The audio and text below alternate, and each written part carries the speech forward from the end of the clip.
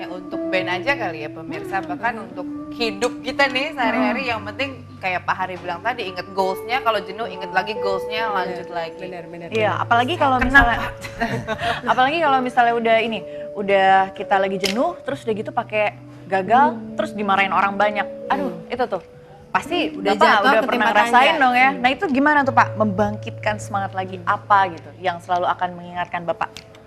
Iya tadi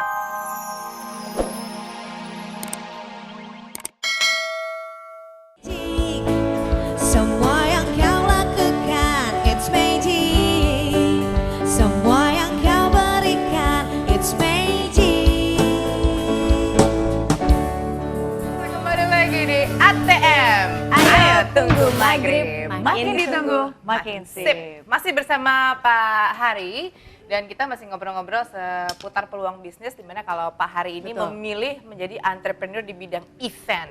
Nah, namanya orang berbisnis kan nggak mungkin kayak magic aja ya, langsung tring jadi sukses gitu kan. Iya. Kita pengen tahu nih, penasaran banget pemirsa kalau Pak Hari ini dulu mengawali bisnisnya seperti apa? Adakah jatuh bangunnya? Jatuh bang. Oh. Aduh, terus teh minta di Ada nih hire. yang mau di-hire jadi penyanyi, mau nggak? Iyalah pasti Itu ya. gimana nih awalnya Pak? ya. Pernah nggak sih Gimana? Pak Pernah ngalamin sih, Pak? kegagalan di awal-awal bisnis? kalau buat saya gitu, buat kita dari awal kita langsung aja merasa gagal gitu karena pekerjaan pertama kali kita tuh kebetulan bawa Dewa lagi terkenal-kenalnya kan. Lagu Kangen, lagu-lagu Siti Nurbaya. Kita tur tuh 30 kota Indonesia. Kebetulan saya sendiri juga nggak terlalu banyak tahu negeri ini. Oke. Saya nggak pernah ke Aceh, saya nggak pernah ke Manado, saya nggak pernah ke Makassar. Jadi tiap hari bermasalah terus. Jadi itu mulai dari kota ke-11 sampai ke-30 mungkin ada 18 hari bermasalah aja tiap hari. Jadi sempat juga sih pengen, wah kalau kayak gini Indonesianya besar sekali, artis-artisnya susah-susah juga kan. Ya namanya Ada saat pilihan itu susah ya. Dani CS juga masih baru-barunya terkenal. Dan itu proyek pertama tuh Pak? Itu proyek pertama. Oke. Ya tahu kan Ahmad Dhani orangnya juga susah kan. Ya. Ups. 30 Assalamualaikum. kota. Iya. Kita sebut merek ya. Sempat juga pengen sedih juga, pengen berhenti juga. Baru proyek pertama Pak. Seneng banget ya ngelihat Pak Hari cerita ya. Sedih katanya, tapi mukanya tetap senyum gitu kan. Jangan-jangan ya, sitting here dan sekarang masih ceria. Sampai satu kali saya pernah ngalamin gini di Lampung itu. Kita buka-bukaan aja. Ari Lasso kan nakal kan, make kan seperti itu. Sekarang udah sembuh sekarang. Oh, Si ada Ari- yang ngerasa mirip sama Ari Lasso, Jadi- ijo-ijo, suka bagi-bagi hadiah. Jadi si Ari Lasso nggak datang. Tiketnya udah habis. Dewa dulu ngetop lah, Dewa, Slangy One Pass dulu kan ngetop. Tiket Tiketnya udah udah sold habis. out ya.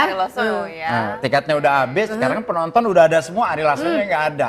Mau dia. Terus gimana ngatasinnya Pak? Tapi ternyata tuh Dani biar ngeselin itu orangnya baik memang ternyata. oke. Jadilah si Dani nyanyi 3 lagu. Jadi Oh, ya lumayan. wow. Jadi ya mungkin kalau Dani sekarang nyanyi mungkin karena dulu tuh pernah nyoba jadi penyanyi mungkin. Oke, Nah, dental ini ya. proyek pertama itu. Iya itu Ini proyek ya. pertama. Ini mungkin ya nyambungin sedikit nih, gara-gara tadi Bapak udah sempat ngomong nih ya, Ahmad Dhani dulunya bukan penyanyi. Iya, Ahmad Tapi Dhani. terus tiba-tiba dia jadi akhirnya nyanyi. Mungkin jangan-jangan kejadian jadi gara-gara itu.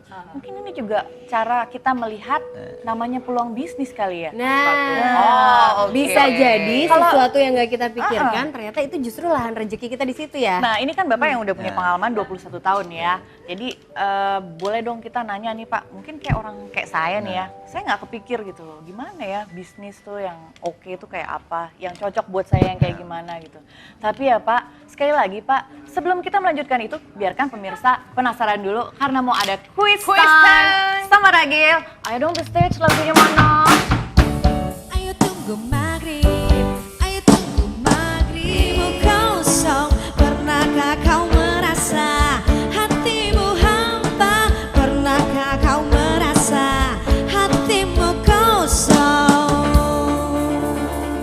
San TV kami masih menemani Anda di sini di Ayo Tunggu Maghrib. Makin ditunggu, makin Makin sip. sip. Dan kita masih bersama Pak Hari Koko dari Deteksi. Sebentar Grace Entrepreneur. dan Kenapa? Dita, Kenapa? sebelum kita ngobrol-ngobrol seru sama Pak Hari, saya pengen protes dulu sama Ragil nih. Ngaku-ngaku aja lahir tanggal 17 Agustus. Coba lihat KTP.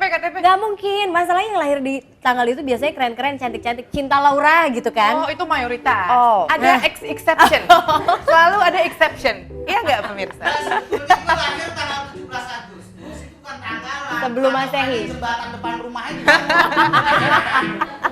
Oke, kita balik lagi Oke. ke Pak Hari. Ulang Ya. tahunnya tanggal berapa, Pak? Loh, kok jadi Nah, gitu? itu ya. Tadi sebelum ini kan kita sempat mau ngobrolin. Kalau saya mau ngelihat peluang bisnis ya. Dan Ya. kebetulan kalau untuk Pak Koko sendiri itu kan dia bikin sound adrenalin ya. Iya, Soundrenalin. Sound adrenalin ya. terlibat dalam Maklumnya sound aku adrenalin. nggak gaul kok.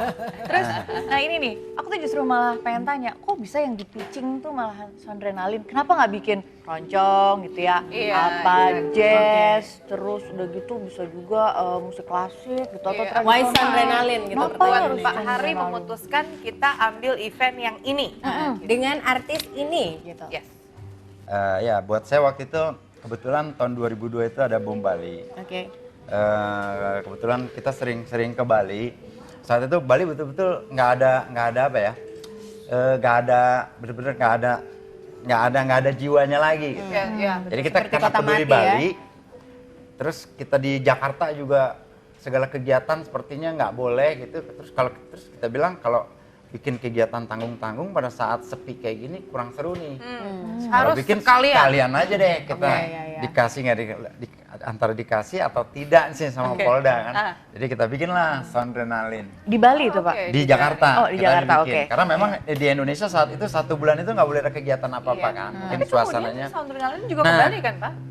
Kemudiannya Kemudian malah lebih adanya. banyak main di Bali Iya, akhirnya. Itu iya, memang akhirnya. karena awalnya memang karena cinta sama Bali, akhirnya ya kita ngotot supaya ada sound adrenalin. Nah itu pas lagi bikin event pertama kali yang habis kerusuhan itu sempet deg-degan nggak sih? Ini nanti pada nggak datang. Oh iya karena itu kita bilang gini sama waktu itu Pak Kapolda, kebetulan Pak Mohanto itu kita bilang bahwa kalau kita mau kita saatnya bikin sekarang, ayo kita tunjukin bahwa negeri ini aman, negeri ini damai kok. Oke. Akhirnya mereka Bahasanya setuju itu ya. saat itu. Kemudian panglimanya setuju, Kapoldanya setuju, ya akhirnya terlaksana sound adrenalin pertama. ngomongin Nih Pak ya, soal itu. supaya Bapak agak mengenang sedikit ya zaman waktu itu gitu ya. Mungkin itu kan band-band Indonesia. Gimana kalau kita dengerin The Stage nyanyi dulu nih? Biar kita sambil Kira-kira ini masuk nggak kalau di audisi Iya. di tempat Pak Iya, Hari? sound nih? adrenalin. Boleh. Ya, kita lihat dulu. The stage. Langsung. Ya, kalau musik itu mutlak ya, kita harus turun detailnya karena justru apa yang mau ditampilkan itulah yang kita jualkan. Jadi Betul. ya, saya terlibat langsung. Oke. Bagaimana sebuah band akan menjadi besar. Ini band seperti apa ke depan dan band bagaimana seharusnya tampil ya. Saya harus terlibat langsung. Itu triknya tuh Nah. Pak, apakah itu pakai intuisi atau ada market Syarat-syarat iya, research-nya? apalagi sekarang kan nih Pak, kayak The Stage gitu kan ya, ada band-band baru nih banyak banget sekarang. Banjir.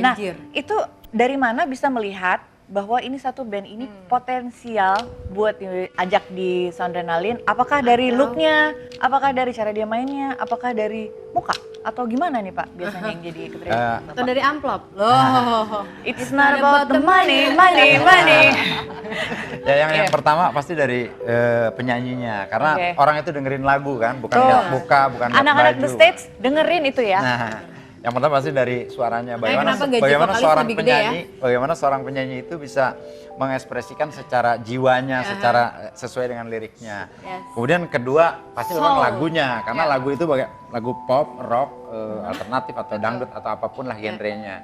Yang ketiga liriknya. Yang keempat mungkin harmonisasinya, yang kelima baru penampilannya. Live Satu performance pertanyaan Nomor saya. satu pasti suaranya. Pasti lah. suara ya Pak ya. Satu pertanyaan saya adalah ketika kita bicara mengenai anomali pasar di industri musik sekarang ini, masih berlaku nggak Pak tadi, poin-poin tadi? Masih berlaku karena memang ada beberapa hal, ada pengecualian juga, soalnya ada eksepsional memang. Iya. Misalkan ada orang tertarik hanya karena momennya, misalkan ada momen Gayus lah misalkan, kemudian lagu Gayus naik, tapi berapa Momen lama sih Ramadan itu mungkin ya? bisa One bertahan One hit kan? wonder. Nah, karena biar bagaimanapun orang akan mendengarkan suara dari lagu. Nah, ini Tidak akan untuk- karena dari tampang atau dari penampilan. Tetap orang denger lagu kan, bukan kalau lihat penampilan jangan dengerin lagu dong. Audio tetap yang Iya. pertama. Nah itu tuh Pak, Setuju banget. kan kadang-kadang juga nih kita sering banget ya dengar kalau misalnya kita denger di CD, apa di kaset gitu, rasanya tuh enak. Tapi pas lagi kita nonton aslinya, belum tentu ya Bu. Live-nya. Kadang-kadang mereka main suka berantakan. Atau ada juga yang sebaliknya sih. Atau ada juga yang jauh lebih bagus, mereka bisa improve Ya. beda banget gitu. Nah itu tuh gimana tuh Pak untuk nentuin wah yang ini band ini kayaknya oke bisa masuk sini. Itu ketahuannya dari mana tuh Pak? Ya kalau kita memang sudah sewajarnya saya pikir jangan hanya dengar, harus ada bukti fisik juga. Kita harus lihat juga penampilan dia. Dan lihat penampilan dia juga jangan hanya 1-2 kali, mungkin 2-3 kali. Misalkan seperti Soundrenalin kita adakan audisi, bukan hanya seleksi, ada audisi juga. Oke. Berkali-kali. Pak Hari, kalau kita barusan membahas lebih ke teknis di pemilihan artis dan lain sebagainya, nanti di segmen terakhir ada satu pertanyaan saya nih. Tapi Untuk kita simpan mengatasi- dulu kali ya. Iya. Kita Jadi kirim jangan dulu. banyak Penasaran. Biar Jangan penasaran, Ya, boleh biar dong. penasaran. Harus Baiklah. tutup sedikit. Lebih Soalnya baik kita ke itu ke makhluk hijau itu, Swamp Thing. Siapa sih namanya coba? Ayo, Walaupun- walaupun walaupun annoying, Kapan ya kita bisa dapat? kita cuma cuma bisa- ikutan. kalau misalnya kita lagi Kalau- nggak syuting, kita telepon aja. Gimana tuh? Nanti Kita kan dulu dong, biar kita bisa last kebagian question juga. boleh nggak yang Oh iya tadi? boleh. Boleh, boleh, Pak, boleh, boleh. Let's do the last 21 question. tahun bukan waktu yang sebentar. Betul. Pasti ada kejenuhannya dengan pasang surutnya. Gimana ngatasinnya, Pak? Kalau lihat perjalanannya kita balik pada prinsip awal apa yang kita mauin kan. Dulu kita ngerasain kita harus jadi apa, udah lama kok kita terus berhenti kan nggak mungkin kan. Jadi kita ingat aja yang dulu bahwa kita dari dulu kita harus berpikir, kita kerja keras, kita disiplin, kita komitmen, Goals-nya ya, Pak, ya. kita terus menambah wawasan, terus belajar.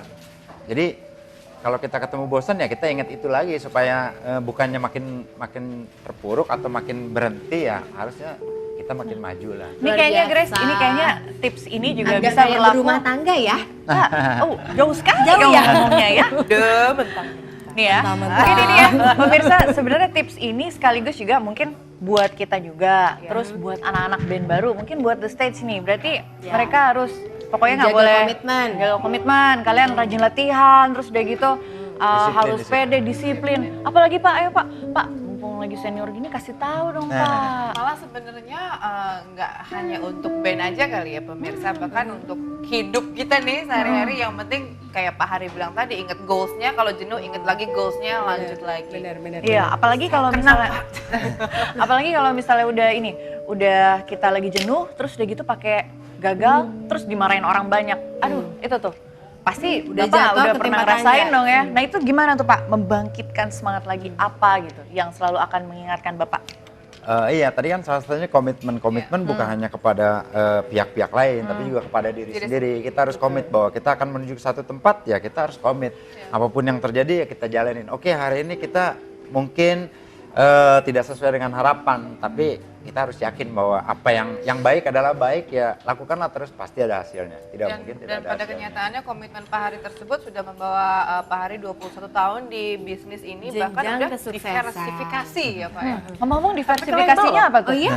Apa tuh? Sudah sampai ke label ya? Ya, semua yang berkaitan dengan musik, terutama musik negeri sendiri, kita melangkah ke sana. Ya, karena awalnya juga kita cinta musik Indonesia kan. Jadi kita bikin label, bagaimana membuat label Indonesia yang baik, bagaimana membuat, kita melakukan juga buat media, kita buat radio untuk musik Indonesia.